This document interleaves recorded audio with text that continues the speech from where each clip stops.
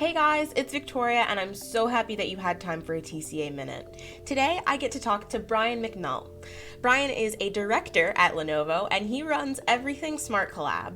Our conversation today is going to center around what it really means to have a smart office, how you can change what your UC interactions look like with the right hardware, and what is it that we should be doing to future-proof our offices, whether we're working there now, working hybrid in them, or still working from home? I hope you guys enjoy what he has to say.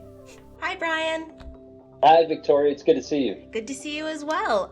So for people that may not be as familiar with your work, tell us a little bit about yourself. Well, first, thanks for having me. I appreciate the opportunity. I've got responsibility here in North America for what we brand our smart collaboration business. So anything from a video collaboration, unified communication, here in North America. Okay, and this is a really exciting time to talk to you. We're looking at Back to the Office in a couple of different ways, and 2022 seems to be throwing everything it can at our plans as far as getting back to the office the way that we were used to. But with everything that's changing, I kind of just need a little bit of a rundown. What's going on with back to work and hybrid work in 2022? Yeah, so it's funny. 2022 was supposed to be the return to normalcy. Unfortunately, we're not there just yet. I think that we are inching closer. When you take a look back, 2020 was the work from home. Everybody gets sent home. 2021 becomes the work from anywhere, where you figure it out, remotely. People on the move, going in different places. The 2022 is really going to be focused on hybrid work and employee engagement. And I think all organizations, no matter what size company you're a part of, are going to look at what this hybrid model is going to be, and try to find a way to create an efficient engagement for their employee base. Nice. And when looking at that engagement model, unified communications, collaboration spaces, all of that is super important to what that work looks like. How many rooms, though, like when we talk about the physical four walls of the office that we may or may not be going to right now, what is going to be needed in those spaces, and how many of them are going to need to change? It's a great question. It's something that Stephen Miller and I, as an ambassador here at Lenovo, he talks about all the time.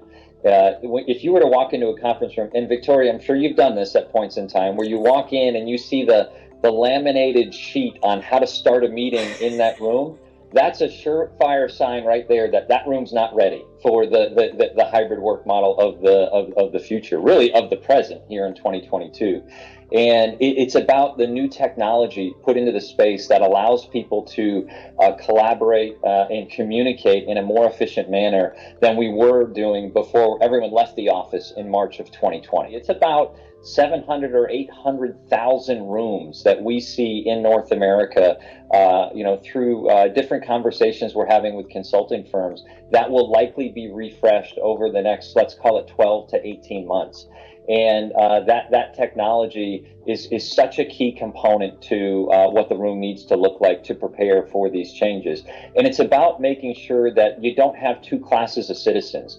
Folks that are sitting in the office that can be seen and can be heard and can collaborate, versus those that are remote. And I'm sure you've been a part of some of these conversations as well, with a hybrid meeting where some people are in and some people are out. And those that are out today, if the technology is not set up appropriately, the audio is not correct, the video is not good enough, then those people that are remote aren't really participating. They might be in a passive way, but not actively the way that they should be. And their voice, their opinion, their recommendations are not being considered, the way that they need to be. So what is going to happen? What are the benefits going to be of the hybrid model as it adjusts to 2022?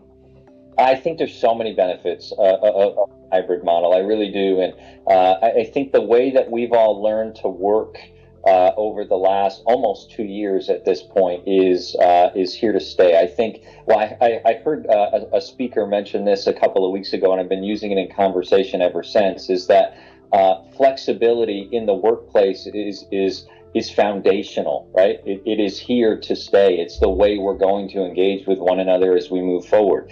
I can tell you from personal experience, I've got two young girls that are 10 and 8, And to be able to shut down at night and be here in time to, help with homework, for example, versus being stuck out on I-540 in Raleigh trying to make my way back from campus is a benefit to me and my family. My overall health, I hope, has benefited a little bit to be able to maybe work out in the morning versus being sitting in traffic, on my way to the office. There's all sorts of things like that make this hybrid model much more efficient for everybody in the terms of how we not only work, but also how we live.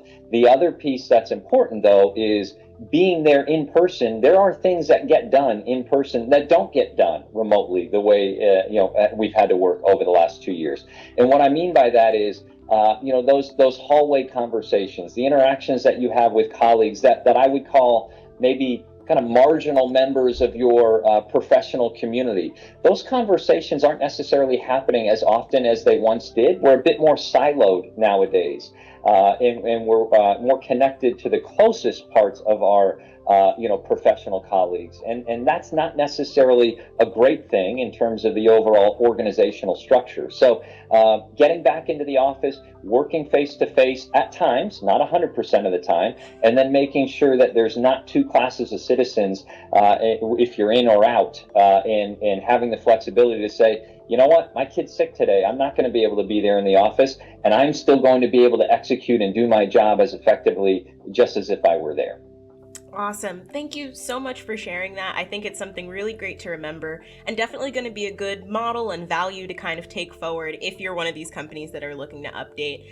Brian, thank you so much for our conversation today. Absolutely. I appreciate the opportunity. It's good to see you, Victoria. Good to see you too. Thank you so much, Brian, for spending the time with me today. I hope you guys really enjoyed our conversation, and if you're looking for any extra information on anything we talked about, check out some of the links in the description or reach out to your Lenovo representative. I hope you guys have an awesome day, and I'll see you in the next one.